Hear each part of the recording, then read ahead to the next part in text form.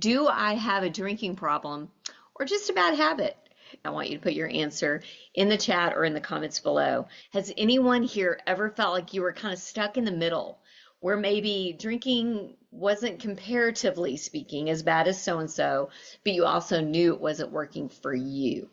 Well, if you have ever said, I'm not an alcoholic, but something feels off, then this discussion today, this workshop is for you. Because today we're talking about what most women live in, but no one's really talking about, which is the gray area of drinking. Okay, so many of you have heard about gray area drinking. When I heard the term gray area drinking back in 2017, it was mind blowing to me because I really had always looked at drinking like all or nothing, good or bad, right or wrong, black and white. You either got a big problem or you don't have a problem at all. You either have a big problem or you don't have a problem at all. Pick one. And I couldn't pick one because I was right smack dab in the middle. And what I noticed is when I tried to categorize myself and I tried to label myself, I couldn't do it. And that's why I'm a big fan and proponent of not needing a label to be able to change your relationship with alcohol. If you hear me say anything today, it is to encourage you that it's never too early and it's never too late to change your relationship with alcohol. You can do it at any time and for any reason. And I don't know about you, but I find that super empowering and encouraging. And because in the gray area, there's typically not a big rock bottom. Now, it can feel like a rock bottom to you, like a personal rock bottom. Hello, I think we've all had moments where we were like, I don't know if that would qualify as a rock bottom out there, but it sure did in here. And that's how I would describe gray area drinking, is the struggle is a lot more internal than it appears to be externally. Again, kind of just look at your own drinking. This is just an opportunity to get curious and just kind of take snapshot inventory of where your drinking is. Or maybe you're already on this alcohol-free journey, but you remember being like, okay, well, do I have to get worse before I can get better?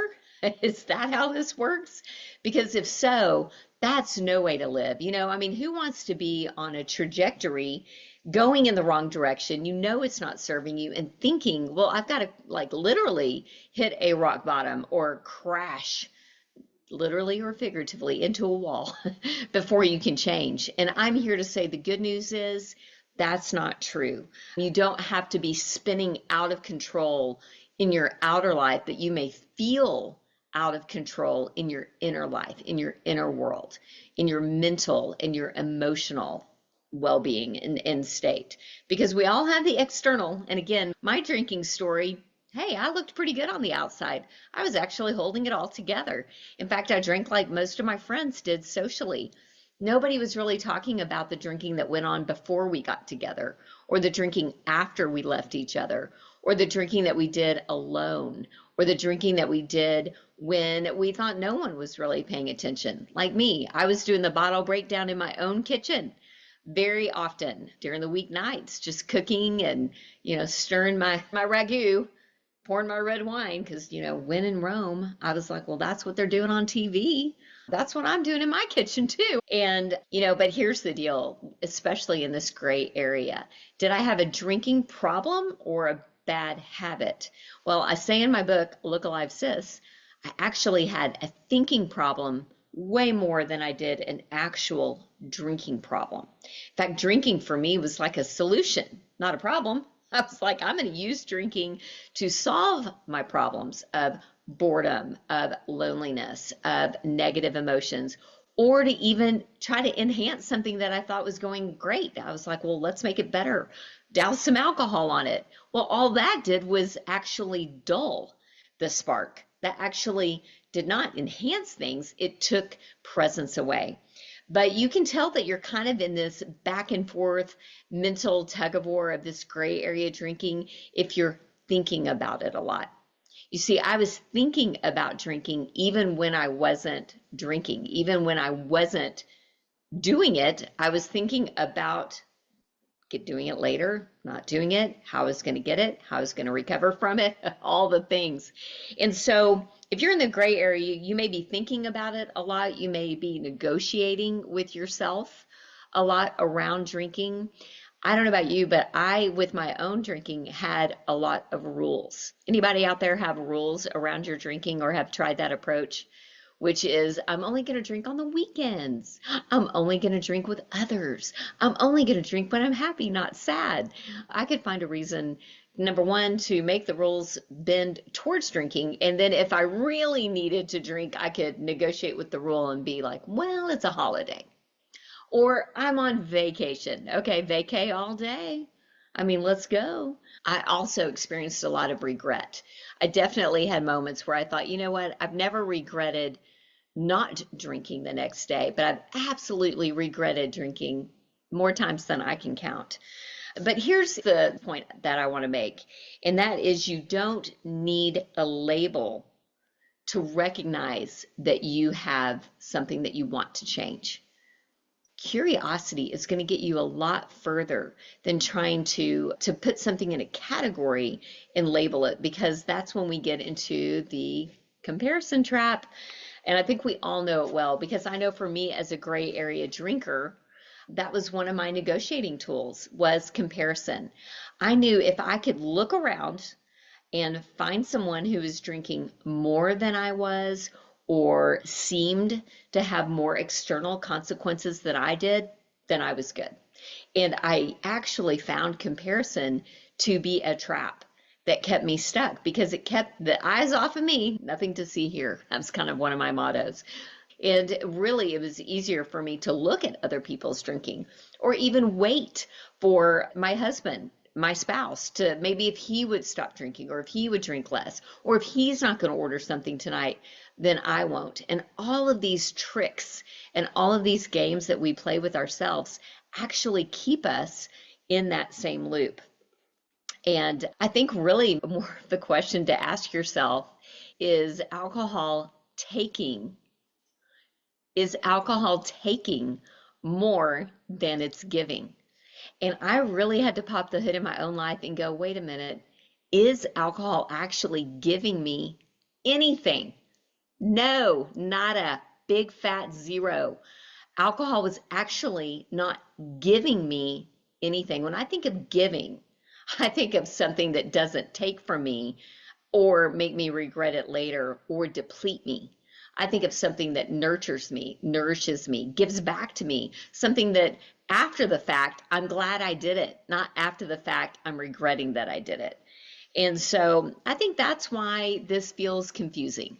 I think that's why for a gray area drinker, this can be a very confusing time. For me, I felt that way inside, but I didn't have an external experience that kind of forced my hand, if you will. So it was actually very confusing for me. And there were times I thought, well, at least I'm not so and so or that, which was awful on my part. I mean, that's really kind of judgmental, when really I was using that as a way to not have to look at myself. But I think internally I felt a lot of the tension, a lot of the mental energy. Can anyone out there relate with the mental energy it takes to really stay in flux in this gray area drinking zone, where it's not serving you, but you can physically put it down, but mentally and emotionally you're like super tied in? That is so mentally draining, because it's constant management. It is literally like constant management. And what it really does is creates a disconnection from ourselves.